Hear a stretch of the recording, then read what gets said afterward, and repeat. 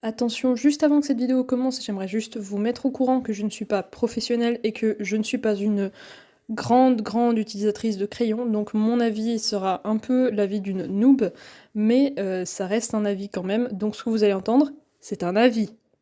Et donc si vous en avez un autre, ça me pose absolument aucun problème. Si vous voulez le partager en commentaire, ça peut même aider d'autres gens à faire leur choix, tout simplement. Voilà, bisous, à tout de suite, on commence la vidéo. Voilà. Hello tout le monde, c'est Redfish et on se retrouve aujourd'hui pour une nouvelle vidéo. Alors aujourd'hui, c'est juste un test. J'ai reçu ça, je suis joie. Alors oui, je l'ai reçu, je ne l'ai pas payé, je n'ai pas l'argent pour ça, mais comme je l'ai reçu, on va quand même les tester, d'accord? C'est parti. De toute façon, si vous n'êtes pas d'accord, c'est la même chose, hein. Donc c'est une boîte en plastique pour le packaging, c'est assez classique. On a la description, le nom de toutes les couleurs. Et si on sort la boîte, ça se présente comme ça. Ça, vous verrez à quoi ça sert, c'est un élastique pour maintenir la boîte. Et la boîte, dans le bon sens, ça ressemble à ça. Et je trouve ça assez bien comme packaging, parce que du coup, il y a quand même ça pour retenir, parce que comme vous le voyez, il y a vraiment de clips qui retient les parties les unes aux autres. Donc on a la première partie de la boîte qui se présente comme ceci. Et puis 3 bacs de crayons. Donc il n'y a rien qui les maintient ensemble si ce n'est justement cet élastique. Je crois que ça tient relativement bien et je compte pas les prendre en voyage, donc je pense que c'est suffisant. Et sinon, il y a toujours ces trousses qui s'enroulent, ça c'est vraiment le top du top. Donc au cas où, faut juste acheter une trousse en plus. Mais disons que comme ça se présente déjà relativement bien. Sans plus tarder, j'ai commencé à faire tous des petits swatchs de couleurs. En gros, j'ai juste fait des petits carrés pour chacun des crayons pour voir ce que rend vraiment la couleur sur papier. Et ça m'a pris un tout petit moment, mais vous avez la chance d'avoir une vidéo sous les yeux, donc j'ai pu accélérer tout ça, sans évidemment en enlever le côté satisfaisant.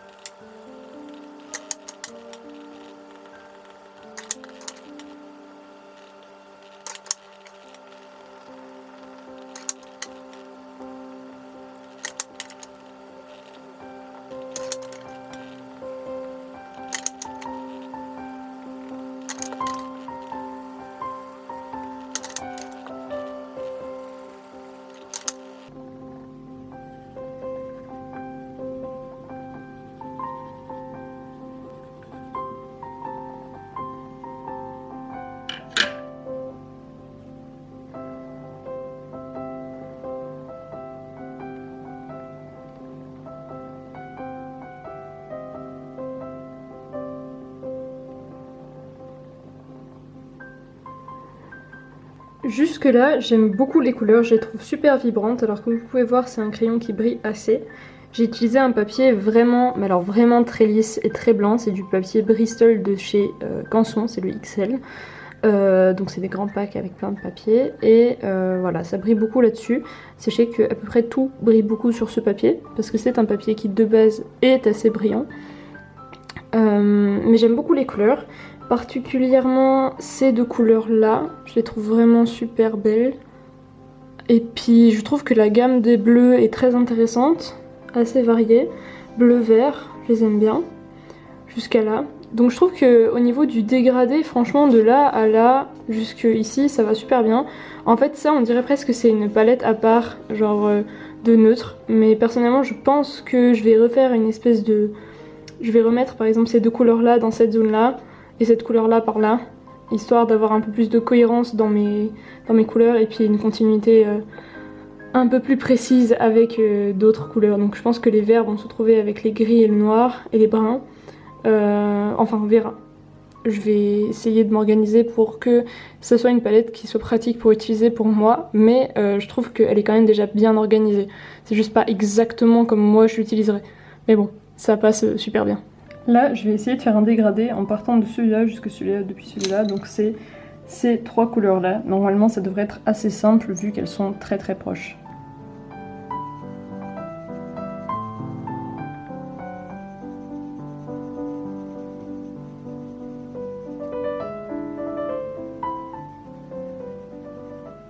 Voilà ce que ça donne sans rajouter du blanc par-dessus. Et je vais essayer de mettre du blanc là-dessus.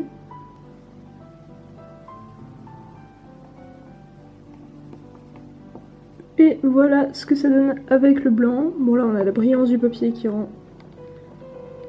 hyper mal parce que c'est le papier qui brille aussi beaucoup. Mais globalement ça fait un joli petit dégradé. Là, on va essayer de faire un truc un peu plus compliqué, c'est un dégradé entre ces 2 couleurs. Je verrai si je dois reprendre des feutres, enfin des crayons, ce qui est très probable, mais je veux déjà voir comment ça se comporte avec 2 couleurs qui sont assez diamétralement opposées.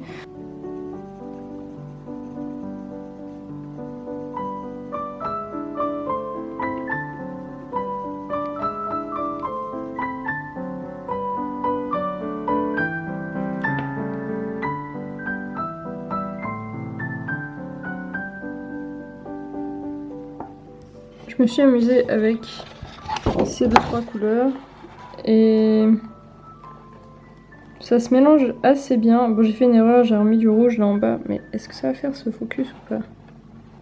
Mais vous voyez, on arrive assez bien à les fondre. C'est une très jolie brillance en réalité. J'ai juste fait une connerie, j'ai remis du rouge là, mais comme vous voyez, même la tache de rouge en soi, elle se fond assez facilement en fait dans le reste. Il y a des petits bouts, mais ils n'ont pas l'air de monstre coloriser le reste de la page. Si je frotte avec mon doigt, ça part pas tellement. Ça fait un peu cireux comme sensation, mais j'ai rien sur le doigt. Enfin là, ça se voit pas tellement, mais j'ai rien sur le doigt, concrètement. Toujours eu les doigts défoncés, mais pas plus du coup avec ça.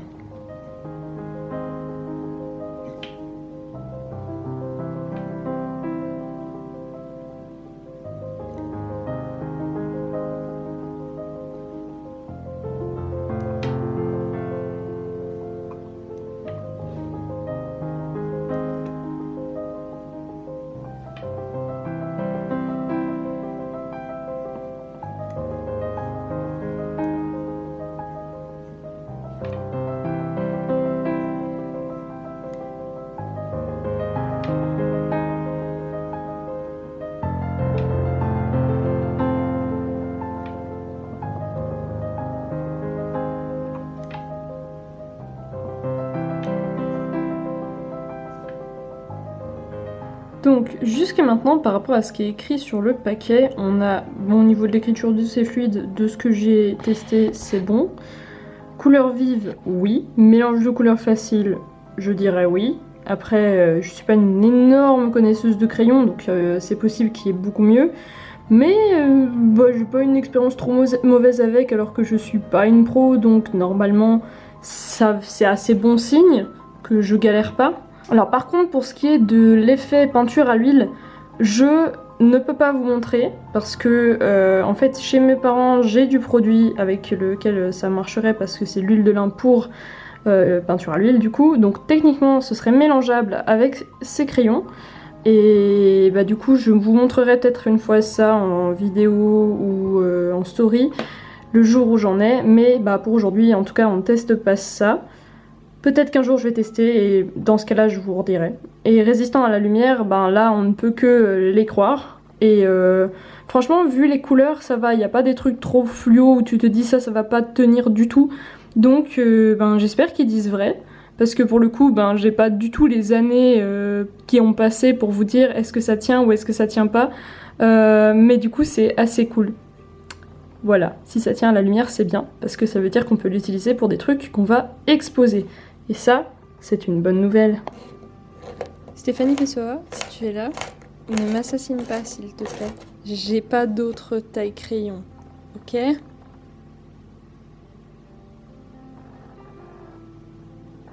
Alors en toute logique, vu que ce sont des crayons à l'huile, ils sont waterproof, mais j'ai quand même voulu prouver ça sous vos yeux ébahis et puis voir si je frotte avec le Simpo... je sais pas pourquoi j'ai dit Simpo. Ouais, en gros, si je frotte avec le pinceau, si ça enlève pas du pigment et si ça colore pas la page, parce que je compte utiliser ça dans mes aquarelles. Voilà. Après ça, j'ai cherché du papier noir partout chez moi, mais j'en ai pas trouvé. Du coup, j'ai pas de papier noir pour vous montrer ce que ça donne sur papier noir, j'en ai aucune idée. J'imagine que ça doit rendre bien vu que c'est un peu des Posca, mais j'ai trouvé du coup du papier craft, mais c'est du vieux papier craft qui est absolument pas fait pour dessiner dessus. Et j'ai décidé de faire un portrait vraiment tout con, juste pour tester à quel point c'est opaque et à quel point ça se mélange bien sur ce type de papier.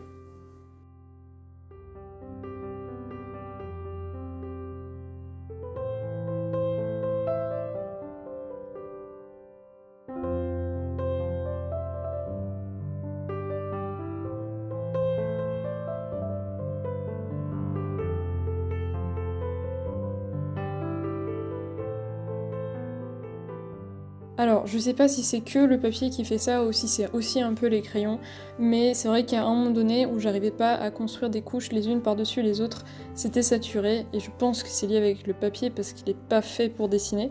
Donc c'est sûr que si je reteste, et je pense retester sur d'autres papiers, je vous donnerai évidemment des nouvelles. Idem du coup pour ce machin à l'huile, parce que ça peut être marrant de tester. Sinon, je suis pas ultra fière de ce portrait, mais ça fait office d'essai, de test, etc. Donc c'est pas vraiment grave. Voilà, j'ai pas mis mon âme dedans, ça passe. Voilà, c'est déjà fini pour aujourd'hui. J'espère que cette vidéo vous aura plu. Si c'est le cas, je suis désolée de encore vous le rappeler, mais j'ai besoin de le faire parce que des fois on oublie tout simplement. Si vous n'êtes pas encore abonné à cette chaîne et que vous voulez voir la suite et d'autres vidéos et que vous voulez me soutenir, il faut s'abonner et puis mettre la petite cloche parce que sinon vous risquez de juste louper des publications et ce serait bête de s'abonner pour ne pas louper des publications tout en loupant des publications. Mettre un like sur la vidéo si vous l'avez appréciée, ce serait vraiment sympa pour moi, parce que c'est surtout une question de morale pour le coup. Postez un commentaire si vous avez envie de dire votre avis sur ces feutres, etc. Ou juste me dire coucou, je réponds à tous les commentaires. Et je sais que c'est difficile de le faire en général, mais si vous avez l'occasion de partager mes vidéos, c'est super de le faire parce que ça m'aide beaucoup. Sinon, ce n'est absolument pas grave. D'ici la prochaine vidéo, j'espère que vous vous porterez bien et je vous fais des gros bisous. À la prochaine.